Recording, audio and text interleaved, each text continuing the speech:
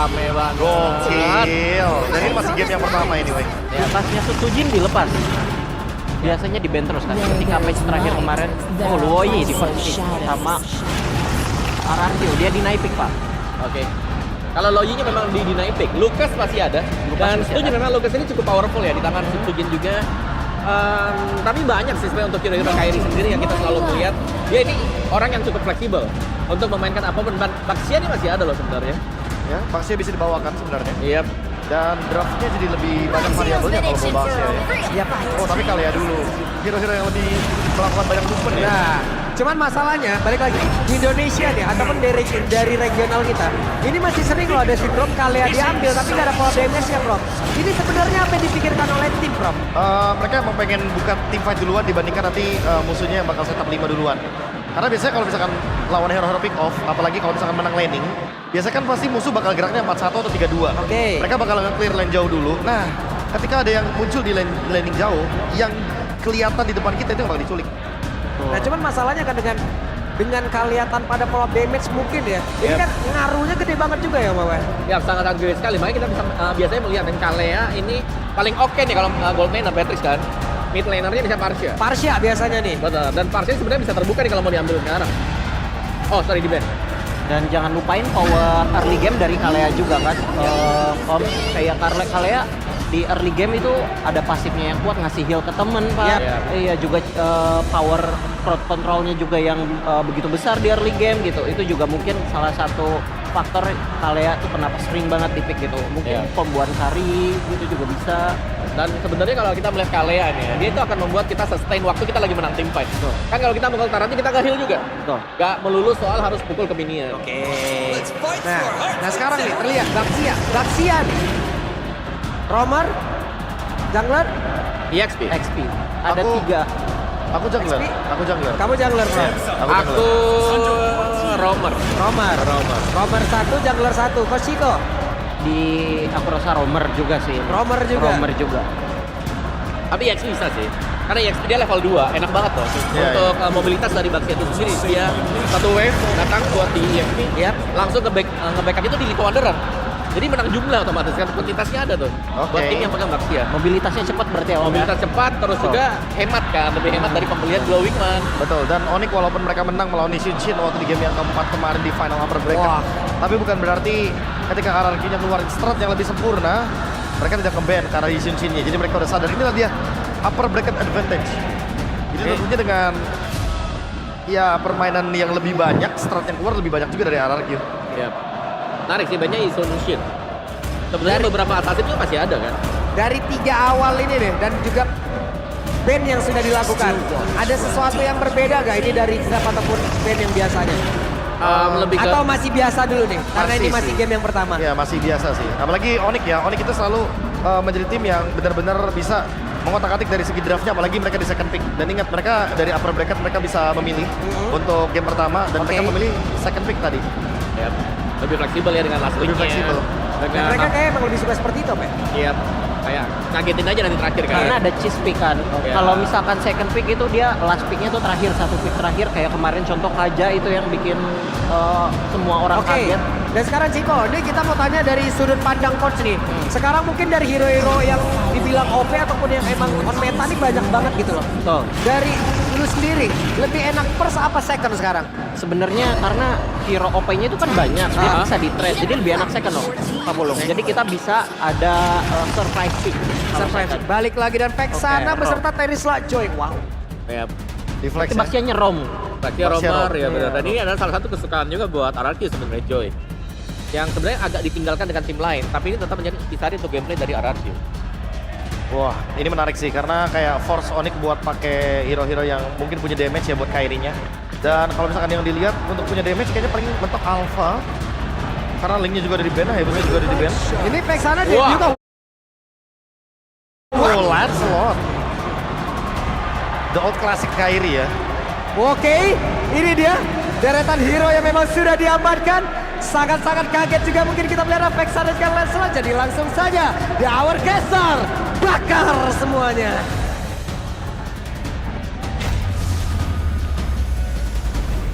Welcome to Grand Final!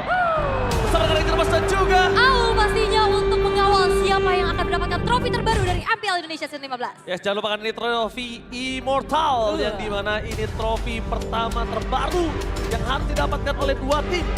Dua raja, satu juara. Dan bahkan ingat, Onyx kali ini bangkit dari peringkat 9. Kalau RRQ bangkit dari kegagalan season sebelumnya. Konsistensi yang harus dipertunjukkan juga oleh kedua belah tim. Best of 7 akan semakin dramatis. Bukan hanya dramatis, kita tidak mungkin menunggu adanya match cepat, tapi kita pasti menunggu adanya match keras. Betul? 4-3, apakah akan terjadi? Harusnya kita akan lihat bersama-sama karena Land of Dawn sudah menanti kita untuk membuka game yang pertama. Dua raja, satu juara. EPL Velodrome, mana tepuk tangannya? Let's go to the lane knockdown. Wah, Five Grand Final memang selalu membuat merinding tentunya. Tapi di arah tengah sudah terlihat bagaimana agresivitas dari Suns yang memberikan poke damage terhadap Rin sehingga setengah dari full HP-nya sudah harus tergerus.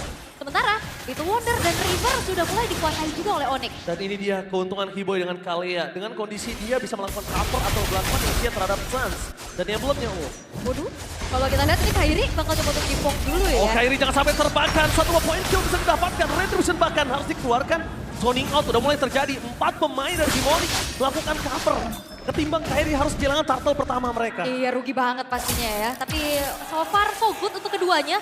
Tabrakan dari Setsujin juga udah mulai coba untuk mengganggu. Hiboy tapi belum punya Tsunami Slam, itu tidak mungkin cukup untuk dia melakukan team fight. Reset adalah sebuah jawaban atas hampir kehilangan Kairi.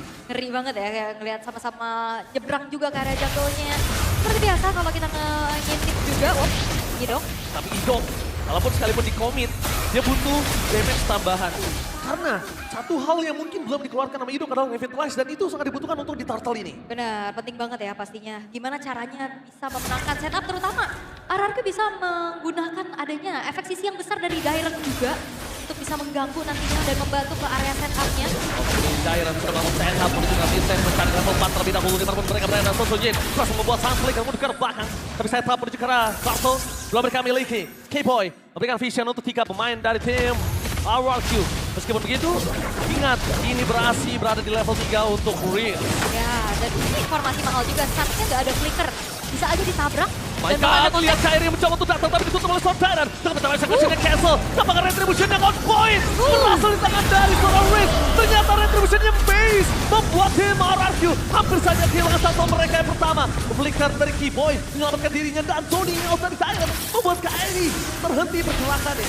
Real, itu dia penalty zone yang langsung connect ke arah Kairi 2 kali dia ancang-ancang.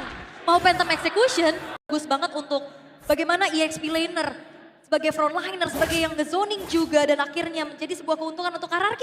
Mereka bisa secure ke arah dari turtle yang pertama. Oke, secure ke arah Turtle tapi bukan berarti mereka bisa mendapatkan kemenangan. Tapi ini dia dengan dua-duanya pesawat. Ya kan, dua-duanya tapi lihat di depan sana. Dengan adanya Onyx sebagai 3 prediksi dan RRQ1 bukan tanpa alasan, memang Onyx too strong. Onyx bangkit dan bahkan Riz di depan sana pertemuan dipaksa menuju ke arah belakang para pasukan dari tim Onyx hampir saja mendapatkan Tsunami Slam for nothing. Purify save day for this time. Membuat Onyx kehilangan Tsunami Slam. Tapi informasi yang sering kita dapatkan adalah satu orang yang berani ngeluarin Tsunami Slam untuk trigger Purify itu Baloyski. Baloyski dan sekarang D-Boy. Keyboy. Tapi ya informasi Purify itu tadi memang slow tapi lucu. Zoning out lalu sakit dari seorang Giant bakal Lutfi akan membuat oh my god Tyrant! Berhasil menutup jalan dari Kairi itu langsung lebih jauh lagi dan membuat para pasukan tim RRQ. Berhasil steal, tetap harus buff dan lihat ini dia turret travel dari Riz. Berhasil melakukan rotasi dengan sangat cepat membuat para pasukan tim Onyx mereka kehilangan jungle-nya. Ya early yang cukup baik dari RRQ, mereka dapetin banyak banget keuntungan. Dan komit yang dilakukan oleh Onyx untuk menuju ke arah Rins ternyata belum menjadi trade dan Setsujin. Hati-hati. Masuk ke arah down tier top lane. Ingat ini Savero. The rookie monster from Onyx. Savero. Pernah 1 lawan 4. Savero menggetarkan playoff Jakarta International Velodrome. Jangan lupakan ini Savero sekali lagi. Didikan Paman W. Paman W, benar. Uncle W ya. Alright, tapi turtle yang kedua sekarang sudah muncul juga. Belum ada inisiasi berlebih lagi yang ingin dilakukan oleh kedua belah tim. Sembari menjalankan tugasnya masing-masing dan ya Dengan menuju menit yang kelima, pertukaran lane sudah dilakukan juga oleh Toy yang bergerak ke arah bawah sebagai Oh my god, Tsunami Slam, no following up damage, tapi juga Kyrie, lagi gaming yang berhasil mendapatkan risk, memutar pasukan dari tim Onyx, masih dapat satu momen kill, tapi jangan lupakan, Kyrie harus bergerak ke belakang, Sapero is coming, this is Sapero, the rookie monster from Onyx, berhasil mengusir, walaupun bukan point kill. Oke, Sujin mencoba untuk masuk lagi, tapi tidak akan ada inisiasi berlebih yang ingin dilakukan oleh RRQ. Selagi mereka juga kekurangan dari segi potensinya. Really? Mereka berani masuk dan jangan. Itu dia Kyrie. Salah satu the power of jungler yang dimiliki dari Onyx. Bisa dibilang sempat menjadi number one jungler on the world. Aha. Tidak bisa dibungkiri dengan Lancelotnya, jujur. Kyrie Lancelot. Ini benar-benar salah satu review yang gua tunggu banget untuk seorang caster melihat Kyrie dengan Lancelotnya. Diobatin ya. Diobatin sebenarnya. banget. Karena dari kemarin kita ngeliat unique pick-nya bahkan kan ke Julian ya kalau mau main Assassin juga. Tapi sekarang Lancelot kembali muncul. Walaupun memang keuntungan masih dipegang sama RRQ ya, tapi udah mulai coba untuk dikejar lagi oleh Onyx dengan dapatnya terkal kedua juga tadi. Sementara dari itemization-nya dari kedua belah mid laner sama-sama dengan adanya Glowing One mencoba untuk menutup atau mempersempit lagi adanya efek lifesteal, efek heal juga terutama untuk Alea yang cukup penting karena emang healnya gak terlalu gede. Tapi lumayan banget kerasa untuk bisa menjawab fight jangka panjang. Dengan kehilangan 1.500 gold, sadar gak? Apa tuh? RRQ harusnya lebih aware.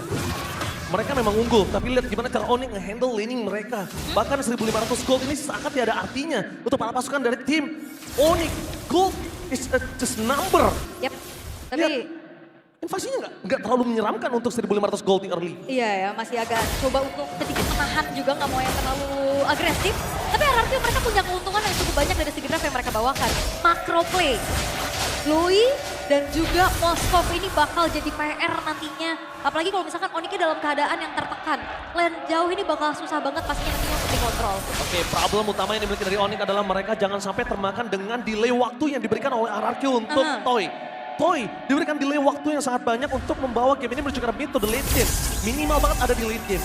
Karena itu Toy baru bisa untuk team fight. Karena dari tadi early game, no Toy. Dan teorinya kalau kita ngelihat ya RRQ kan menjalankan match lebih banyak ya. Karena kan mereka sempat turun juga ke lower bracket. Yes. Dan mereka belajar banyak banget nih. Terlihat bagaimana mereka mengontrol sekali dari hype yang dibawa walaupun unggul tapi agak sedikit ketahan jadinya. Betul Ini banget. bisa jadi plus dan minus soalnya. Betul banget. Lihat menuju ke arah Turtle. Arah pasukan dari Team Onyx telah memberikan vision yang sangat jelas. Mencoba untuk melakukan sedikit delay supaya Kyrie bisa mendapatkan para pembuat terlebih dahulu. Bahkan Sapero sampai turun gunung untuk membantu team fight. Didok ditutup jalan untuk bisa maju. Tapi sebenarnya masalah utama mereka ada di Dairen. Jangan sampai Dairen melakukan zoning out. Kyrie masih mencoba mobil ke arah Turtle. Dan Turtle yang kedua dapat jalan oleh pasukan dari Team Onyx. Luti masuk terlalu dalam. Jangan sampai Luti mengeluarkan flickernya untuk defensif. Dan didapat sana. Para pasukan dari Team Onyx mencoba dibalikan kembali ke depankan Tsunami Slam. Keyboy right at the moment berhasil mendapatkan satu momen terhadap Sujin. Tapi Sujin ter-take down. Membuat para pasukan dari Team Onyx mereka mendapatkan 2 poin kill yang sangat mahal. Itu dia Kyrie dengan Lancelotnya. Dapat terus one last hit dan Kyrie bermain dengan puncher and following up from Keyboy merubah segalanya.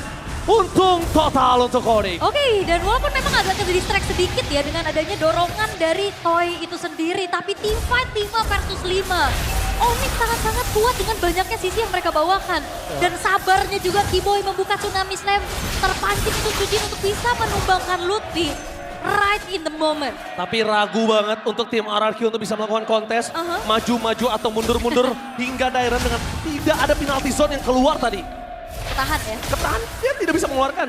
Dan kondisi di sana kita tahu Keyboy memiliki Tsunami Slam. Jadi Sujin itu melakukan kesalahan yang cukup fatal kalau saya bilang. Alright. Dengan modal ya, dengan set power X. Mengejar Kyrie, yakin dari 1000 orang dan Kyrie penalty zone for nothing. Itu dia, dari sekian banyak orang mengejar Kyrie menjadi sebuah prioritas. Sebuah pertanyaan yang cukup besar untuk tim RRQ. Oke, upaya objektif mungkin yang ingin dilakukan oleh RRQ juga. Mengusir Kyrie untuk tidak memberikan adanya power clear di arah bawah.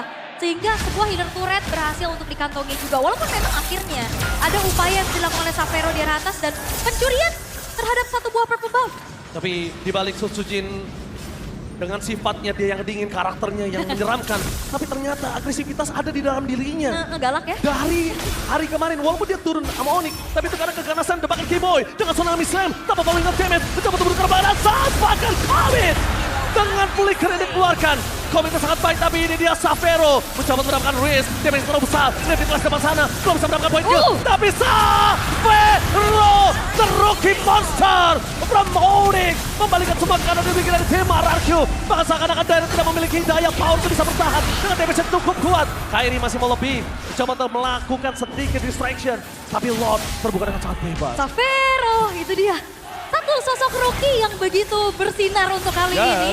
Terbuka kesempatan untuk Onyx secure menuju ke arah Lordnya. Dan PR-nya adalah ini nggak ada stopper pasti untuk bisa menghentikan laju Lancelotnya Kairi. Betul sekali, mereka tidak punya stopper pasti. Tapi mereka benar-benar mau ngedelay permainan yang dimiliki dari tim Onyx. Tapi nampaknya mereka mungkin agak sedikit salah untuk mendelay initiate dari Kiboy. Jangan lupakan ini Kiboy. Benar. The moment of Kiboy, this is your boy. Tapi apa yang dibilang sama Ranger Mas juga aku cukup setuju sih. Dari 1.500 gold di early game tadi dari RRQ, mereka nggak ada pergerakan berlebih lagi untuk bisa melipat gandakan keuntungannya. Betul, seakan-akan itu nggak berguna dengan 1.500 gold. Dan sekarang kita menyaksikan di mana Onyx tahu Sutsujin gak ada cover di depan sana. Sutsujin bisa dimakan di commit. Sans dengan flicker yang dimiliki dan itu the one and only skill escape yang dimiliki dari sana. Right. Split push juga sekarang seolah sulit ya untuk RRQ karena mereka juga butuh banget sosok damager nantinya di dalam satu buah teamfight 5 yang selalu dibawakan oleh Onyx. Kalau untuk real time victory rate-nya ini memang tipis aja, walaupun keadaannya juga sekarang masih... Oh, Tsunami Slam dengan Ido, Revitalize mencoba untuk mempertahankan diri. Tapi nampaknya dengan Lord tetap bukan saat bebas. Membuat lepas dari tim Onyx kali ini tidak melakukan following up. Kayaknya keputusan yang cukup berat dimiliki dari Kiboy. Dan Ido masih too strong. Melihat dengan pasif turret, but it's okay. Turret tetap akan pecah untuk di atas menit ke-12 dengan volley defense yang tidak ada. Benar, tapi hanya berupaya mungkin ya untuk bisa menarik perhatian pemain-pemain dari Onyx agar tidak bisa mengawal Lordnya lebih jauh lagi. Sehingga ya kalau ngelihat dari bagaimana Idok ini masih selamat ya, it's okay. Sehingga ada clear juga yang bisa dilakukan oleh pemain-pemain dari RRQ. Dan balik lagi Onyx, mereka harus bisa mewaspadai bagaimana diversion play yang akan bisa merubah keadaan. Karena visionnya juga sekarang RRQ lumayan luas sih dengan hasilnya. Kiboy tertangkap dan pasangan final di sana masih power nothing. Dengan para pasukan dari tim Onyx mencoba untuk kembalikan ke Savero telah menuju ke batang hidungnya. Dan ini dia, Luffy. Satu zoning out yang berhasil dilakukan dan Kiboy berhasil dengan adanya sosok yang terdeteksi. No covering up, hilang kembali menjadi poin kill tambahan Kiboy. The initiative power from this is your point. Dan bakal lihat lagi power defensive dikeluarkan oleh Sun Tyrant. No initiative power, laning management yang sangat baik berhasil ditanggulangi oleh tim Onyx. Lihat, Lord kali ini memang masih jauh. Tapi dengan laning management, mereka staking minionnya. Mereka nggak mau terlalu terburu-buru untuk top dan bottom lane. Ya, dan bahaya juga Kiboy. Kalau misalkan memang inisiasinya selalu bisa membuahkan hasil, ini fleeting time akan jauh membuat nantinya Tsunami Slam akan lebih online. Ya, bukan hanya lebih online lagi. Tapi lihat, untuk high ground defender mereka hanya punya Moskow. Karena pasukan dari tim Onyx, mereka sudah menguasai 3 laning. Bahkan lihat di arah bottom lane, secara tidak langsung itu staking minion yang ditahan supaya nanti mereka, para pasukan dari tim RRQ akan coba nge-clear terlebih dahulu sebelum mereka team fight di arah bawah. Karena minimal ada Toy lah ya yang bisa megang lane yang berseberangannya juga. Tapi ya ini membuat akhirnya team play untuk bisa 4 versus 5 ini bakal susah buat RRQ. Apalagi Onyx dengan adanya Sans membawa Vexana, dia punya summon unit. Jadi seolah-olah ini 6 versus 4. Oke, 6 versus 4 itu setuju Seolah-olah banget. ya. Tapi ini jangan lupakan loh, time is ticking. Waktu yang dibuat RRQ untuk nge-delay para pasukan dari tim RRQ agar Moskow dari Toy sudah jadi. Mereka sudah berada di posisinya. Dan bahkan di dok di depan sana memilih untuk menggunakan Tsunami Slam untuk Tyrant. Membalikkan kembali keadaan. Belum ada penalty zone. Miss dari Spirit of Distraction. Ini bahkan lihat Suzuki mencoba untuk melakukan sedikit flanking menuju ke arah Kairi. No range for this time. Karena magical damage. Tapi Toy masih available. Tidak pun tumbang. Tersisa 3 pemain saja untuk para pasukan dari tim RRQ untuk melakukan kontes. Apa akan mereka lakukan? Karena Tyrant gak ada jalan untuk pulang. Tyrant akan ter-take down. Nowhere to run. Alright, 3 pemain hilang dari RRQ Lord. Bisa didapatkan juga Rins yang memang selagi menjadi target bulan-bulanan. Mungkin bisa cari angle yang lain. Kita gak ngelihat diversion play yang coba tabrak dari sisi yang lain. Yes, gak ada agresivitas. Fokus ke PS turret. Mencoba untuk melakukan defense. Itu tidak akan bisa dilakukan. Karena dengan full revive yang dimiliki Toy. Gak bisa menghindari damage dari seorang Kairi. Even Kiboy dia bisa hindari. Tapi kayaknya gak bakal bisa. Dan sekarang Idok butuh di garis depan bersama dengan Dairon. Alright, dan sekarang pemain ke-7 berarti dari Onyx. sudah mulai akan dikawal menuju ke arah tengah. Menuju ke arah Red, mulai masuk ke arah belakang. Keyboy di depan sana. Dapatkan Keyboy! Tsunami Slam untuk Tyrant. Kalau lihat damage sangat besar dari Toy. Tapi fokus ke arah base, tidak ada melakukan following up dari seorang Onyx. Dapat pasukan dari Game Onyx, mereka memilih menuju ke arah belakang. Hilang Keyboy dan Palepe. Gak boleh masuk lebih dalam lagi. Damage Red tidak bisa dibendung. Membuat pasukan dari Femar RQ. Mereka berhasil menukar Keyboy dengan Tyrant. Setidaknya at least invasi menuju ke arah Red. Mereka hindarkan. Yes, dan mereka coba untuk hanya menjalankan pengawalan terhadap satu lane aja. Dan tengahnya masih bisa ditahan sehingga RRQ tidak mengalami kerugian yang terlalu banyak setelah munculnya Lord tadi. Base turret top dan bottomnya masih cukup terjaga. Dan Onyx, mereka harus kembali men-set up bagaimana untuk bisa mendobrak lini pertahanan dari RRQ. Dan perlahan-lahan RRQ tinggal sabar aja. Gimana caranya mereka bisa mendapatkan momentum, bisa pick off satu. Itu bakal menjadi sebuah titik balik juga untuk mereka. Walaupun memang kalau kita ngelihat dari segi goldnya terpaut cukup jauh di angka 5.000. Butuh beberapa pick off yang bisa dimanfaatkan oleh RRQ. Satu hal yang paling mahal yang dibuat Onyx adalah mereka nge-shutdown Dairon. Dairon totally offline dengan Erisla powernya. Ya. Totally offline. Karena gak ngelihat sama sekali penalty zone yang on point. benar, karena Dairon juga satu-satunya mungkin ya yang bisa bener-bener nge-lock Kairi. Kayak tadi kita lihat di Turtle 1 kan, itu Kairinya susah banget buat Castiel. Ido, lihat target belakang mereka, yaitu Toy dan Kairi. Bahkan dengan retributionnya berhasil didapatkan. Dan saat follow-nya damage.